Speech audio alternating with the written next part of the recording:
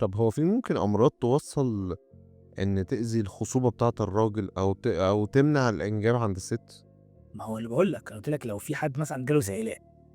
ما اتعالجش أو خد جرعة أي كلام، فبقى عنده عدوى مزمنة في الأعضاء التناسلية، تأثّر لي على إنتاج الحيوانات المنوية، ممكن تأثّر على العدد، تأثّر على الحركة، تأثّر لي على زيادة نسبة التشوّهات، ما يحصلش حمل، نعمل له مثلًا تكسُّر المادة الوراثية، نلاقي إن فعلًا تكسُّر المادة الوراثية معدلها عالي أوي، إن العدوى المستترة دي ممكن ما يكونش ليها أعراض، بييجي وجع من وقت لآخر وخلاص. المشكلة كمان لمّا تكون هو ناقل العدوى لمراته، إمم، فحصل عندها التهابات، بقى الحمل بقى صعب إمم. عندها. العدوى الجنسية بتيجي بأبسط الصور، يعني حد يقول لك أصل أنا ما عملتش علاقة كاملة، ما حصل تلامس، ممكن يجيب أي عدوى، أصل أنا عملت بس جنس فيموري بس، ممكن يجيب عدوى، مالك إن هو ما يجيبش عدوى، ممكن يجيب عدوى، وباكرر 100 مرة الأمراض الجنسية لا تختار إن في مستوى اجتماعي معين تيجي له ومستوى اجتماعي تاني ما تجيلوش، لأ، لو في حضرتك بتمارس هذه العلاقات